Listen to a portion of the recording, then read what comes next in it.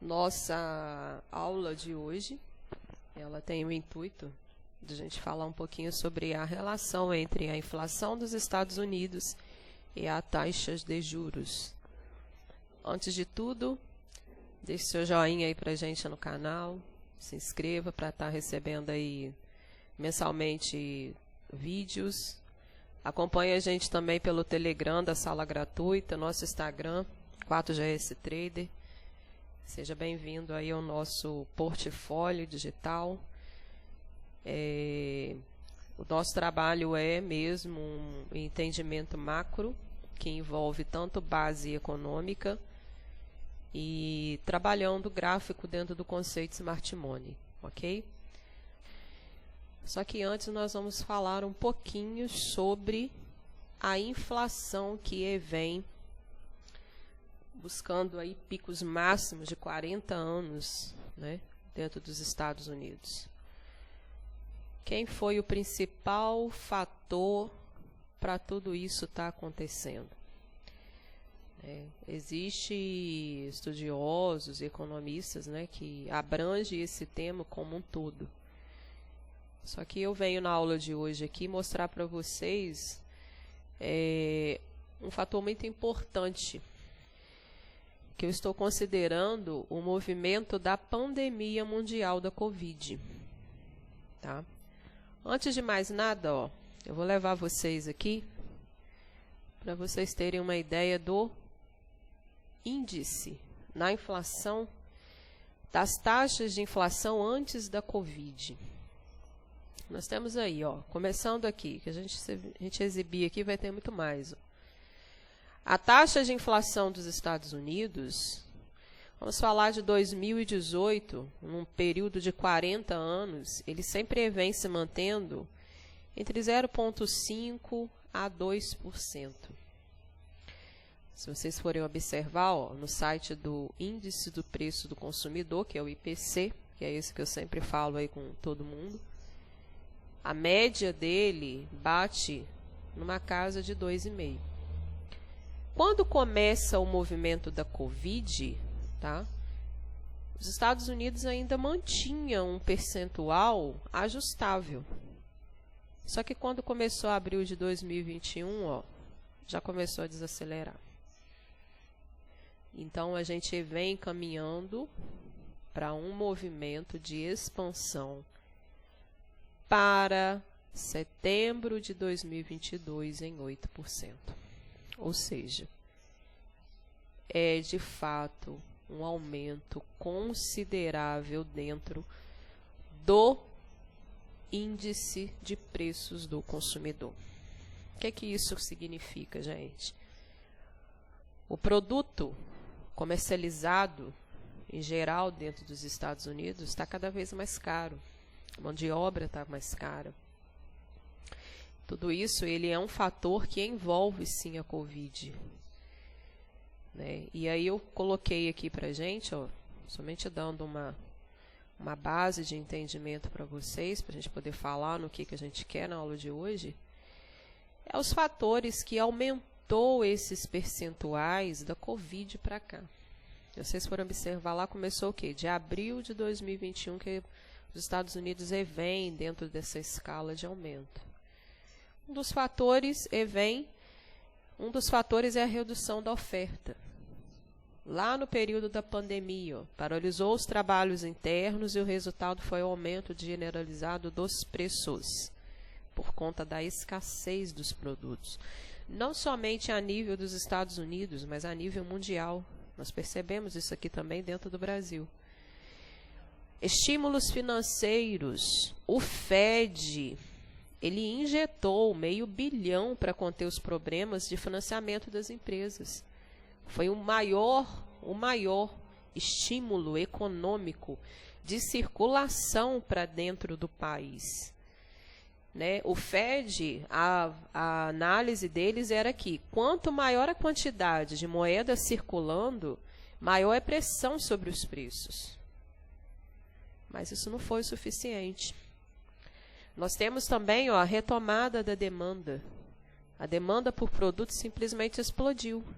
O que havia, então, no processo da pandemia? Empresas tiveram que fazer fechamentos.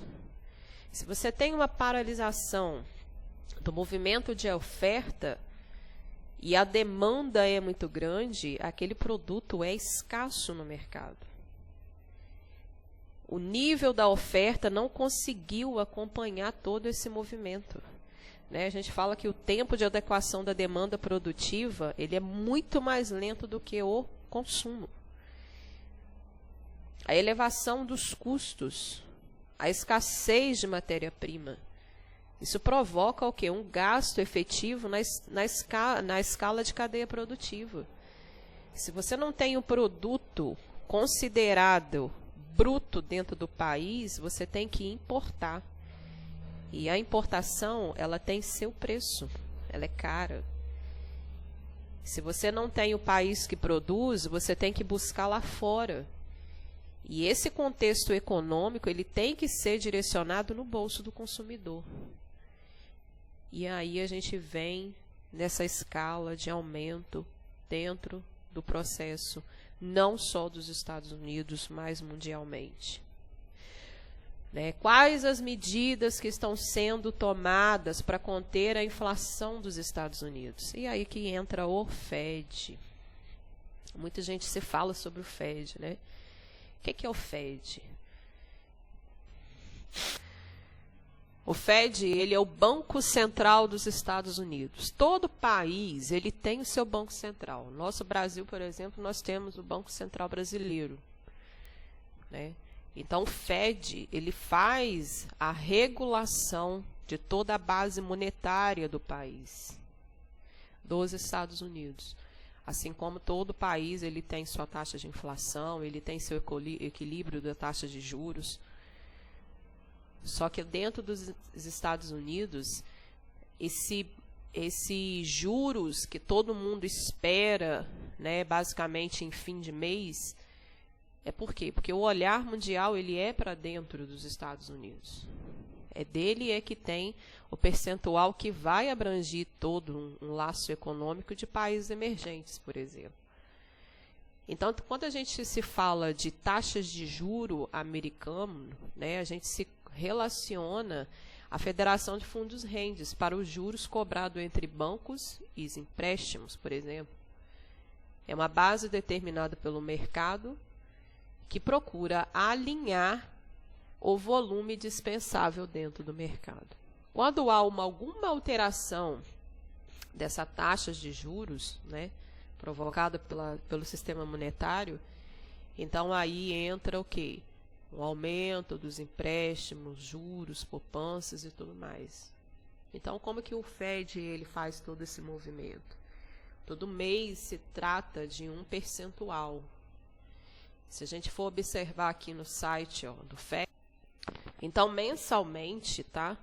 Nós temos as notícias da fala do FONC. Todo mês, se você for observar, nós temos notícia. Todo mês a gente tem um percentual que eles fazem uma movimentação e vocês conseguem controlar a inflação. Só que quando a gente fala de um movimento futuro, a gente tem fechamento trimestre. Todos esses pontinhos em asteriscos são as falas mais importantes mundialmente. Então, todo mês nós temos fala do FED, todo mês nós temos taxas de IPC, todo mês nós temos a taxa do Produto Interno Bruto. Só que, quando a gente se fala de um movimento futuro, ele é trimestre. Nós temos 4 trimestres dentro do ano. E aí a gente vem fazendo por base sobre a movimentação IPC. Junto à fala do FED, a gente tem o percentual do cálculo do BID Bonds. O papel do FED ele é para controlar a estabilidade cambial do dólar. Tá? Por meio da atuação de quem? Das taxas de juros e ativos públicos americanos. Ele basicamente vai se tratar desses tipos de movimentos. Quando se adquire títulos, automaticamente o FED já incorpora os movimentos do câmbio. Isso faz o quê? Com que a circulação da moeda no país ela já consiga gerar estímulos financeiros para dentro do mercado americano. Isso traz o quê? Um equilíbrio entre uma oferta e demanda dentro do país. Então, o Fed vem tentando fazer, né, esse controle dessa inflação. E aí, quando a gente vai para dentro do DXY, que é o índice que mede todos esses movimentos de correlatividade, a gente consegue observar as taxas que eles vêm trabalhando para tentar controlar esse movimento de inflação. E aí eu trouxe para vocês aqui o índice que basicamente eu trabalho com ele, que é o index do DXY. Vou mostrar para vocês aqui, ó, como a gente trata da dinâmica econômica e a gente traz isso para dentro do gráfico. E dentro do gráfico a gente consegue identificar tudo esses contextos, né, que existe de movimentação por sentimentos. Porque que o index é? Na verdade, ele é o sentimento retratado que vem daqui, ó, de todo esse contexto. Quando a gente parte do princípio aqui, ó, do último trimestre do ano de 2025, o Fed mantinha 0,25% da taxa que era de março de 2020. Olha o entendimento. O Fed não estava precisando de fazer esses controles como que vem até de março para cá. Só que quando começa a ter o aumento da inflação, eles já começam a fazer os monitoramentos deles. E aí a gente parte, ó, do primeiro trimestre de 2022. Pode observar que o Fed, ele já passa da casa de 25 bitpoints para 0,50 bitpoints. Esses aqui são os números, ó, de taxas que ele fazem o trabalho dentro do mercado. Fecha-se o primeiro trimestre. Aí quando a gente traduz o movimento do conceito Smart Money, ó, olha que entendimento bacana. A movimentação, ela já ultrapassa, ó, a média do fim do ano de 2021. Então, aqui, ó, já sinaliza todo um contexto que, de fato, 2022, a gente sim teria aquela briga, né, que a gente sempre vê aí, do mercado em sentimento, aguardando essa notícia de grande impacto. Antigamente se falava muito do payroll, né? O payroll, ele mexia muito com o mercado. Hoje, quem mexe mais com o mercado é PIB, é IPC, é Fed. É de grande importância. Então, ter esse entendimento também é muito importante. Entra segundo trimestre. O preço, ó, movimento do índice, recua no máximo o quê? Numa mínima do diário. Mas o semanal dele, ó, já havia feito um movimento de impulso. Primeira perna fractal montada, segunda perna, ó, maior ainda. Probabilidade desse preço corrigir poderia ser o quê? A mínima. Só que olha a taxa de juros. 1,75 bitpoints, no geral, para 2022. Então, ele sai da casa, ó, de 0,50, início de março, chegando a junho aqui, ó, em 0,75. Há um aumento considerável e chegamos ao terceiro trimestre. Quem me acompanha aí nos vídeos do YouTube, ó, nós falamos sobre esse movimento aqui, da probabilidade dele corrigir alguns movimentos de fechamento de contrato internos do trimestre e buscar impulso para subir novamente. Então, ó, quem me acompanha já trabalhou essa perna aqui comigo, ó, mais recente. Hoje, 19 de setembro de 2022, o Fed está numa média de 2,5 percentual para agosto. de agosto.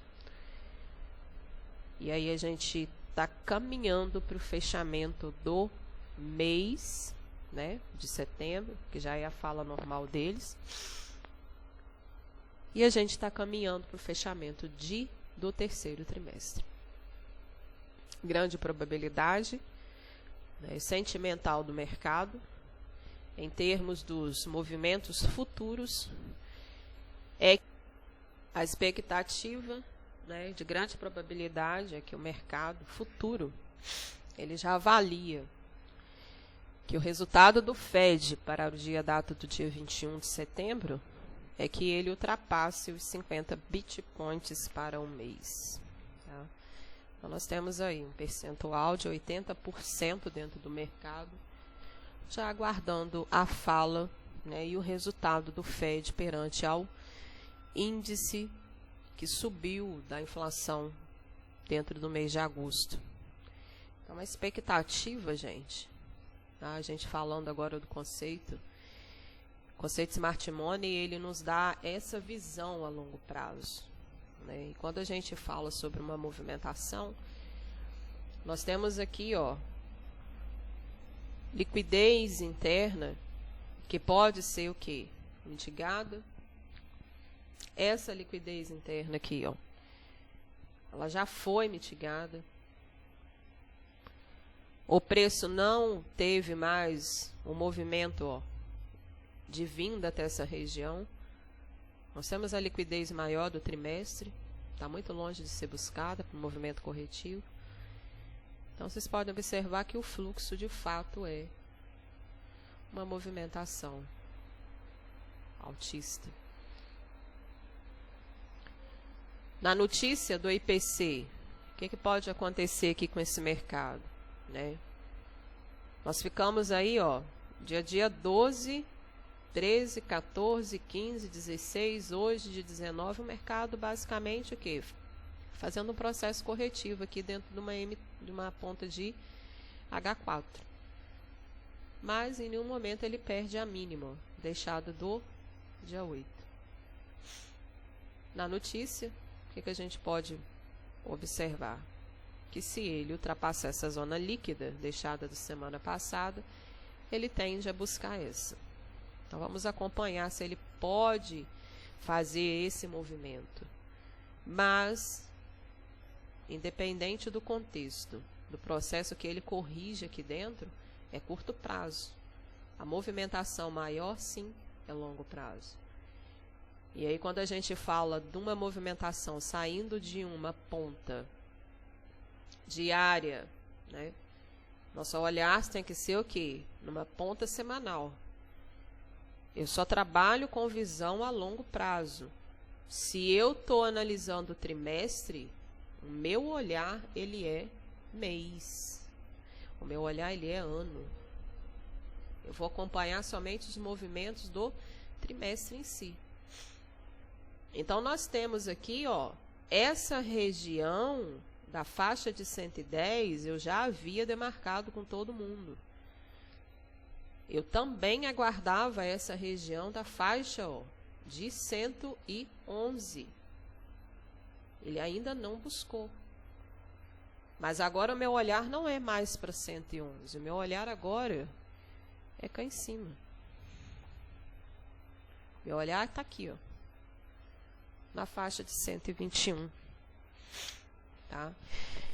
E aí, quando a gente fala sobre o conceito Smart Money, ó, o que nós temos de abrangência entre da relação da ponta de 110, que ele liquida, essa ponta mensal, tudo aqui em cima, ó, é zona líquida. Tudo aqui em cima. Nós temos bloco, nós temos zonas de imbalance, nós temos muita liquidez parada. Então, meu alvo para o trimestre é isso daqui. Essa é a expectativa que o mercado já está precificada. Já está precificada. Se acontecer do Fed diminuir, né, o movimento que está precificado para o mercado, o que pode acontecer? Ele perder a mínima desse diário e cair. buscar zonas de movimentação, de demanda. Então, o mercado ele vai reagir num movimento, né, a curto prazo até a região dessa mínima diária, se o Fed ele vir com uma taxa menor. Mas o mercado já está precificado para acima de 50 bitpoints. E o mercado já precificado já é uma movimentação que todo mundo está aguardando aqui, ó. O nível de fechamento sempre altista. Então, eu deixo aí esse vídeo para a gente, na data de hoje, né? Trazendo aí um pouquinho para vocês de como que a gente faz uma análise de visão macro, tratando todos os ativos que a gente trabalha. Um grande abraço para todo mundo. Vamos acompanhando aí a gente no Telegram, tá? Eu tenho lá no Telegram marcado uma fractal diária do índice já, pronta. Já desde o mês de setembro, que a gente está aguardando ali posição dentro dela para fechamento de correção, que ainda não aconteceu. Vamos ver se na notícia eles façam fechamentos de contratos menores para poder tomar impulso. Vamos acompanhando o preço aí. Um grande abraço para todo mundo. Fiquem com Deus e vamos juntos.